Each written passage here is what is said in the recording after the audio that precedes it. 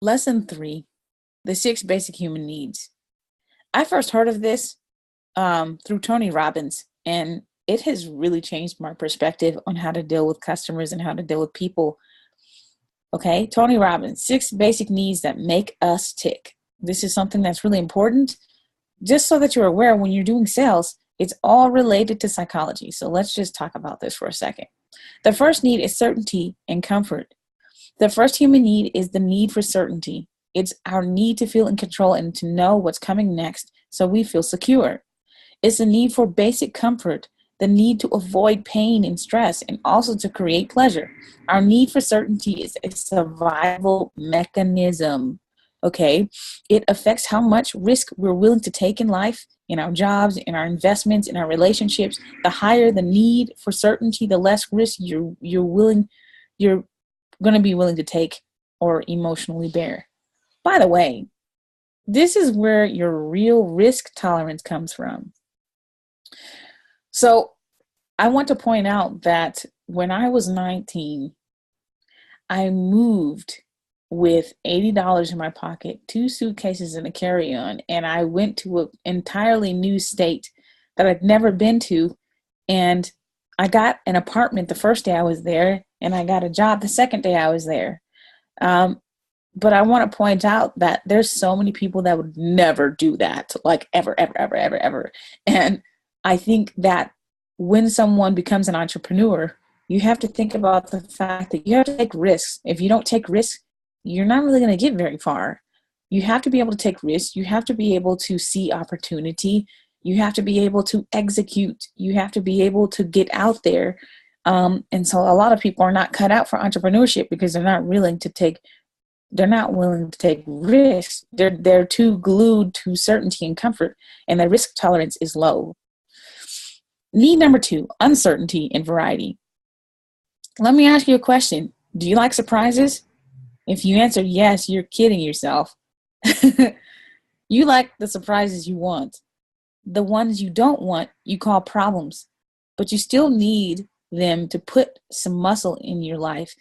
You can't grow muscle or character unless you have something to push back against.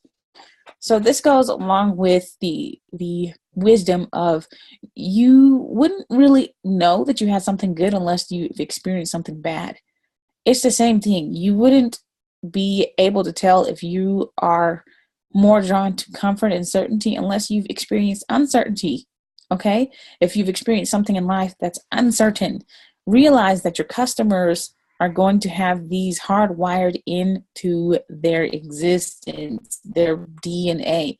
So you want to play onto this. If you know that your customer likes certainty and comfort, you're going to sell that to them. Okay? Number 3, significance. We all need to feel important, special, unique, or needed. So how do some of us get significance? This is really interesting. You can get it by earning billions of dollars or collecting academic degrees, distinguishing yourself with a master's or a PhD. You can build a giant Twitter following, or you can go on The Bachelor or become the next Real Housewife of Orange County. So some do it by putting tattoos and piercings all over themselves in places that we don't want to know about. You can get significance by having more or bigger problems than anyone else. You think your husband is a dirtbag? Take mine for a day. This is basically when women get together and they compare each other. They want to be significant, so they compare their problems and they say, oh, you'll never believe what this and that does, or this person did, or that person did. It's no different in business. Some of us look for significance by having the best customer service, or maybe some of us look for significance by being the best at something. That's all good. That's all great. That's great. You need to. But some people take this to a whole new extreme, like spending a lot of money so you can feel significant. And so, or this can even be the other opposite extreme, spending very little. We all know people who constantly brag about their bargains and who feel special because they heat their homes with cow manure and sunlight. I know so many people that have solar lights, and they feel significance because they're saving the planet. There's pros and cons to everything. And one of the things I want you to think about is, if you want to be significant and if your client wants to be significant, there's whole businesses around making your client feel significant. Think about the last time you've heard of someone using the valet. They feel significant because somebody else parked their car right in front of the building so they didn't have to walk out to the parking lot like everyone else. So significance is also a moneymaker. That's where Steve Wynn has made his fortune. The man who made Las Vegas what it is today knows people will pay for anything they believe is the best. Anything that makes them feel special, unique, or important. Anything that makes them stand out from the crowd. He provides the most exclusive, luxurious experiences imaginable in his casinos and hotels. They are truly magnificent and unmatched by the world. But let me just tell you, there's a lot of money in making people feel significant, because a lot of people don't feel significant on their jobs and their relationships or whatever, what have you. The next one is the need for love and connection. The fourth basic need is love and connection. Love is the oxygen of life. It's what we all want and need most. When we love completely, we feel alive. And when we lose love, the pain is so great that most people settle on connection, the crumbs of love. Okay? So think of someone who can't get what they want, so they just basically settle for what they can get. That's what they're talking about.